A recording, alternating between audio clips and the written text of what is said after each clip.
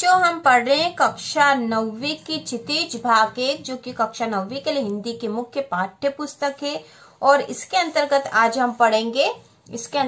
हम पढ़ेंगे पाठ 3, गद्य खंड का पाठ 3, जो कि श्यामाचरण दुबे के द्वारा लिखा हुआ है, उपभोक्तावाद की संस्कृति। तो चलो बच्चों इसको पढ़ते हैं। ठीक है, श्यामाचरण दुबे का लिखा हुआ पाठ है और इनका जो परिचय हम बाद में बनाएंगे इसका वीडियो। तो पहले हम पाठ में जो मुख्य क्या पक्ष दे रखा है, मुख्य तथ्य क्या दे रखे हैं, किस विषय पर आधारित है, उसके बारे में हम यहाँ पर पढ़ लेते हैं, जिससे कि हम पाठ अच्छे से समझ पाए। तो उपभोक्तावाद की संस्कृति निबंध बाजार की गिरफ्त में आ रहे समाज की वास्तविकता को प्रस्तुत करता है। ऐसा समाज जो बाजार की गिरफ्त में आ रहा, मतलब बाजार पर आधारित हो रहा है। लेखक का मानना है कि हम विज्ञापन की चमक दमक के कारण वस्तुओं के पीछे भाग रहे हैं, हमारी निगाह गुणवत्ता पर नहीं है। ठीक है, हमारी निगाह गुणवत्ता पर नहीं, हम उनके विज्ञापन मतलब एडवर्टाइज को देख कर ही उसकी चमक दमक के पीछे भाग रहे हैं और गुणों पर ध्यान ही नहीं दे रहे हैं। संपन्न और अभिजन वर्ग द्वारा प्रदर्शन पूर्ण जीवन शैली अपनाई जा रही है, जिसे सामान्य जन भी ललचाई निगाहों से देखते हैं। यह सभ्यता के विकास की चिंताजनक बात है, जिससे उपभोक्तावाद ने परोसा है। ठीक है, उपभोक्तावाद ने जिस परिस्थिति को परोसा है, यह सभ्यता के विकास के लिए चिंताजनक है। लेखक की यह बात महत्वपूर्ण है कि जैसे जैसे दिखावे की संस्कृति फैलेगी, सामाजिक अशांति और विषमता भी बढ़ेगी। तो ऐसा वास्तव में हो रहा है, विज्ञापन की चमक दमक के कारण जो सामाजिक अशांति व कम होती जा रही। तो इस पाठ में हम और अच्छे से समझ लेंगे ये। तो पाठ का नाम है उपभोक्तावाद की संस्कृति, जो कि एक निबंध है और इसके निबंधकार है श्यामाचरण दुबे। तो बच्चों पढ़ते हैं। धीरे धीरे सब कुछ बदल रहा है, एक नई जीवन शैली अपना वर्चस्व स्थापित कर रही है। उसके साथ आ रहा है एक नया जीवन दर्शन, उपभोक्तावाद का दर्शन। उपभोक्तावाद मतलब ये है बच्चों कि उपभोग को अधिक महत्व देना। ठीक है, उपभोग की चीजों को, उपभोग की वस्तुओं को अधिक महत्व देना। उत्पादन बढ़ाने पर जोर है चारों ओर। यह उत्पादन आपके लिए है, आपके भोग के लिए है, आपके सुख के लिए है। सुख की व्याख्या बदल गई है। पहले की तुलना में आज के समय में सुख का जो मतलब है वह बदल गया है। उपभोग भोग ही सुख है। एक सूक्ष्म बदलाव आया है नई स्थिति में। उत्पादन तो आपके लिए है, पर आप यह भूल जाते हैं कि जाने अनजाने आज के माहौल में आपका चरित्र भी बदल रहा है और आप उत्पादन को समर्पित होते जा रहे हैं। उत्पादन मतलब प्रोडक्शन को समर्पित होते जा रहे हैं। जितना अधिक उत्पादन हो रहा है वह आपके लिए ही हो रहा है और आपको उन वस्तुओं की चमक दमक के पीछे ले जाया जा रहा है। विलासिता की सामग्रियों से बाजार भरा पड़ा है, जो आपको लुभाने की जी तोड़ कोशिश में निरंतर लगी रहती है। ऐसी चीजें भी बाजार में उपलब्ध है वास्तव में बच्चों, जो कि जिनकी हमें आवश्यकता ही नहीं, लेकिन फिर भी हम उनकी चमक दमक के पीछे भागते हैं। दैनिक जीवन में काम आने वाली वस्तुओं को ही लीजिए। टूथपेस्ट चाहिए, यह दांतों को मोती जैसा चमकीला बनाता है, यह मुंह की दुर्गंध हटाता है, यह मसूड़ों को मजबूत करता है और यह पूर्ण सुरक्षा देता है।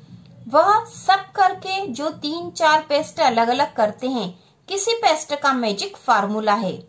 कोई बबूल या नीम के गुणों से भरपूर है, कोई ऋषि मुनियों द्वारा स्वीकृत तथा मान्य वनस्पति और खनिज तत्वों के मिश्रण से बना है। जो चाहे चुन लीजिए। यदि पेस्ट अच्छा है तो ब्रश भी अच्छा होना चाहिए। आकार, रंग, बनावट, पहुंच और सफाई की क्षमता में अलग अलग, एक से बढ़कर एक। मुंह की दुर्गंध से बचने के लिए माउथ वॉश भी चाहिए। सूची और भी लंबी हो सकती है, पर इतनी चीजों का ही बिल काफी बड़ा हो जाएगा, क्योंकि आप शायद बहुविज्ञापित और कीमती ब्रांड खरीदना ही पसंद करें। कीमती ब्रांड मतलब महंगे ब्रांड, महंगी चीजें ही आप खरीदना पसंद करोगे और महंगी चीजों के नाम पर बाजार पूरा भरा पड़ा है, चाहे वो टूथपेस्ट हो, ब्रश हो या फिर माउथ वॉश हो। सौंदर्य प्रसाधनों की भीड़ तो चमत्कृत कर देने वाली है। हर माह उसमें नए नए उत्पाद जुड़ते जाते हैं। जो सौंदर्य सामग्री उसमें हर माह नए नए उत्पाद जुड़ते जा रहे हैं। हर महीने नई सौंदर्य सामग्री से बाजार भर जाता है। कुछ नए नए प्रोडक्ट आ जाते हैं और आपको आकर्षित कर देते हैं कि ये आपको गोरा करेंगे, या आपके त्वचा को मुलायम बनाएंगे और भी बहुत कुछ। साबुन ही देखिए, एक में हल्की खुशबू है, दूसरे में तेज। एक दिन भर आपके शरीर को तरोताजा रखता है, दूसरा पसीना रोकता है, तीसरा जर्म्स से आपकी रक्षा करता है। यह लीजिए सिने स्टार्स के सौंदर्य का रहस्य, उनका मनपसंद साबुन।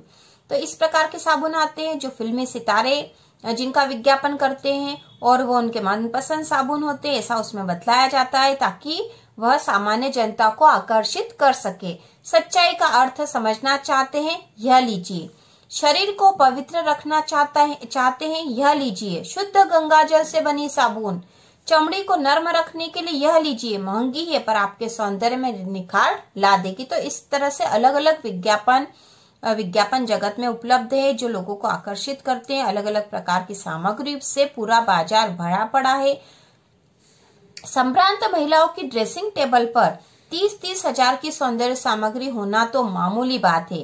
पेरिस से परफ्यूम मंगाइए, इतना ही और खर्च हो जाएगा। ये प्रतिष्ठा चिन्ह है, समाज में आपकी हैसियत जताते हैं। पुरुष भी इस दौड़ में पीछे नहीं है। पहले उनका काम साबुन और तेल से चल जाता था, आफ्टर शेव और कोलन बाद में आए। अब तो इस सूची में दर्जन 2 दर्जन चीजें और जुड़ गई है। ठीक है, तो पुरुष भी अब इस सौंदर्य सामग्री की विज्ञापनों की होड़ में आ गए हैं और वह भी इस प्रकार की सामग्री का प्रयोग करने लग गए हैं, क्योंकि विज्ञापन ही इतने अधिक आ रहे हैं कि उनको देख देख कर भी लोग आकर्षित उनकी ओर हो जाते हैं, भले उसमें उनकी आवश्यकता हो या ना हो। छोड़िए इस सामग्री को, वस्तु और परिधान की दुनिया में आइए। परिधान मतलब वस्त्र, कपड़े। जगह जगह बुटीक खुल गए हैं, नए नए डिजाइन के परिधान बाजार में आ गए हैं। ये ट्रेंडी है और महंगे भी। ट्रेंडी मतलब जिनका भी फैशन चल रहा है, और महंगे भी। पिछले वर्ष के फैशन इस वर्ष, मतलब पिछले साल जो फैशन चल रहा था वह आप इस साल भी यूज करोगे, उसका प्रयोग करोगे, शर्म की बात है। घड़ी पहले समय दिखाती थी, उससे यदि यही काम लेना हो तो 400-500 में मिल जाएगी। हैसियत जताने के लिए आप 50-60 हजार से लाख 1.5 लाख तक की घड़ी भी ले सकते हैं। मतलब घड़ी का काम केवल समय दिखाना है, वह 400-500 में भी अच्छी सी मिल जाएगी। लेकिन आजकल फैशन के कारण 50-60 हजार से लाख 1.5 लाख तक की घड़ी उपलब्ध है। संगीत की समझ हो या नहीं, कीमती म्यूजिक सिस्टम जरूरी है। कोई बात नहीं यदि आप उसे ठीक तरह चला भी न सके। कंप्यूटर काम के लिए तो खरीदे ही जाते हैं, महज दिखावे के लिए उन्हें खरीदने वालों की संख्या भी कम नहीं। मतलब कंप्यूटर तो काम के लिए तो लोग खरीदते ही हैं, लेकिन दिखावे के लिए भी उसको खरीदा जाता है। खाने के लिए 5 सितारा होटल है, वहां तो अब विवाह भी होने लगे हैं। बीमार पड़ने पर 5 सितारा अस्पतालों में आइए। सुख सुविधा और अच्छे इलाज के अतिरिक्त अनुभव काफी समय तक चर्चा का विषय भी रहेगा। पढ़ाई के लिए 5 सितारा पब्लिक स्कूल है, शीघ्र ही शायद कॉलेज और यूनिवर्सिटी भी बन जाए। ठीक है, भारत में तो यह स्थिति अभी नहीं आई है, पर अमेरिका और यूरोप के कुछ देशों में आप मरने के पहले ही अपने अंतिम संस्कार और अनंत विश्राम का प्रबंध भी कर सकते हैं एक कीमत पर।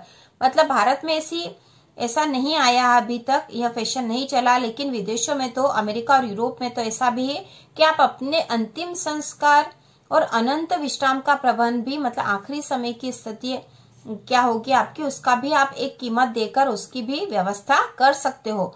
आपकी कब्र के आसपास सदा हरी घास होगी, मनचाहे फूल होंगे, चाहे तो वहाँ फव्वारे होंगे और मंद ध्वनि में निरंतर संगीत भी।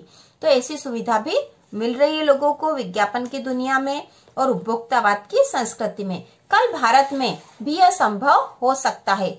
अमेरिका में आज जो हो रहा है कल वह भारत में भी आ सकता है। प्रतिष्ठा के अपने रूप होते हैं, चाहे वह हास्यास्पद ही क्यों न हो। यह एक छोटी सी झलक उपभोक्तावादी समाज की, ऐसा समाज जो उपभोग में विश्वास करता है। ठीक है, उपभोग की ललचाई दृष्टि से देखता है। यह विशिष्ट जन का समाज है, पर सामान्य जन भी इसे ललचाए निगाहों से देखते हैं। उनकी दृष्टि में एक विज्ञापन की भाषा में यही है राइट चॉइस बेबी। ठीक है, तो इस तरह का जो विज्ञापन आता है उसी के आधार पर यहाँ लिखा हुआ है। यहाँ पे एक चित्र के द्वारा भी बताया गया है। ये बिस्कुट है, साबुन है, टूथपेस्ट है, शीतल जल है। यहाँ सुपर ऑफर लिखा है, एक के साथ एक मोती जैसे दांत, पूर्ण सुरक्षित, गुणों से भरपूर। तो इस तरह के विज्ञापन की दुनिया में उपलब्ध हैं, हर कहीं हमें दिखाई देते हैं। अब विषय के गंभीर पक्ष की ओर आए। इस उपभोक्ता संस्कृति का विकास भारत में क्यों हो रहा है? सामंती संस्कृति के तत्व भारत में पहले भी रहे हैं। उपभोक्तावाद इस संस्कृति से जुड़ा रहा है। आज सामंत बदल गए हैं, सामंती संस्कृति का मुहावरा बदल गया। तो पहले के समय में जो सामंत थे उसकी तुलना में आज की जो सामंती संस्कृति है और जो सामंत है वह बदल गए हैं। हम सांस्कृतिक अस्मिता की बात कितनी ही करें, सांस्कृतिक अस्मिता मतलब समाज में जो संस्कृति है हमारी, ठीक है, हमारी संस्कृति की जो अलग पहचान है, उसी का मतलब है कि सांस्कृतिक अस्मिता। हमारी भारतीय संस्कृति की अपनी अलग पहचान है। तो हम सांस्कृतिक अस्मिता की बात कितनी ही करें, परंपराओं का अवमूल्यन हुआ है, ठीक है, परंपराओं में गिरावट आई है, आस्थाओं का क्षरण हुआ है, आस्थाएं भी कम होती जा रही। बड़वा सच तो यह है कि हम बौद्धिक दासता स्वीकार कर रहे हैं। बौद्धिक दासता का मतलब यह है कि हम दूसरों की बुद्धि पर अधिक विश्वास कर रहे हैं, उनको हमसे अधिक श्रेष्ठ मान रहे हैं। पश्चिम के सांस्कृतिक उपनिवेश बन रहे हैं। पश्चिम मतलब पश्चिमी देशों के सांस्कृतिक उपनिवेश बन रहे हैं। तो उपनिवेश वह देश होता है जिस पर किसी और देश का कब्जा होता है, या उपनिवेश वह देश होता है जिस पर किसी और देश का शासन होता है। तो हमारा देश तो आजाद हो गया है, लेकिन हम सांस्कृतिक उपनिवेश बन रहे हैं, मतलब उनकी संस्कृति को अपनी संस्कृति से श्रेष्ठ समझकर उसे स्वीकार करते जा रहे हैं। हमारी नई संस्कृति अनुकरण की संस्कृति है, अनुकरण की। हम जो पश्चिमी देश जैसा कर रहे हैं वैसा हम उनका अनुसरण कर रहे हैं। हम आधुनिकता के झूठे प्रतिमान अपनाते जा रहे हैं। प्रतिष्ठा की अंधी प्रतिस्पर्धा में जो अपना है उसे खोकर छद्म आधुनिकता की ओर बढ़ रहे हैं। तो प्रतिष्ठा की जो अंधी प्रतिस्पर्धा है, ठीक है, प्रतिस्पर्धा चल रही है कि प्रतिष्ठा की, दिखावे की, अपने आप को बड़ा बताने की, तो वह उसमें हम छद्म आधुनिकता की ओर बढ़ रहे हैं। छद्म आधुनिकता मतलब झूठी आधुनिकता, विचार के रूप में आधुनिकता नहीं, वहां पर केवल दिखावे की आधुनिकता है। तो छद्म आधुनिकता की गिरफ्त में आते जा रहे हैं। संस्कृति की नियंत्रक शक्तियों के क्षीण हो जाने के कारण हम दिग्भ्रमित हो रहे हैं। दिग्भ्रमित हो रहे हैं मतलब हमें समझ में नहीं आ रहा कि हमें क्या करना है, हमें किस तरफ जाना है, क्योंकि हमारी संस्कृति की हमारी जो भारतीय संस्कृति थी उसकी जो नियंत्रक शक्तियां वह कम हो गई है, क्षीण हो गई है, जिसके कारण हम भ्रमित हो रहे हैं। हमारा समाज ही अन्य निर्देशित होता जा रहा, मतलब हमारा जो समाज है दूसरों के द्वारा, अन्य निर्देशित मतलब दूसरों के द्वारा निर्देशित हो रहा है। विज्ञापन और प्रसार के सूक्ष्म तंत्र हमारी मानसिकता बदल रहे हैं, ठीक है, विज्ञापन देख देख कर हमारी मानसिकता बदल रही है। जिन चीजों की आवश्यकता नहीं है हम उन चीजों पर भी अधिक खर्च करने लग गए हैं। बड़े बड़े ब्रांड की चीजों की ओर हमारा ध्यान अधिक जाता है। उनमें सम्मोहन की शक्ति है, वशीकरण की भी। तो ऐसी चीजें हमें सम्मोहित करती है, हमें अपनी ओर आकर्षित करती है, उनकी चमक दमक हमें अपनी ओर आकर्षित करती है। अंततः इस संस्कृति के फैलाव का परिणाम क्या होगा, यह गंभीर चिंता का विषय है। मतलब उपभोक्तावाद की संस्कृति जो फैल रही है इसका परिणाम क्या होगा, यह गंभीर चिंता का विषय है। हमारे सीमित संसाधनों का घोर अपव्यय हो रहा है।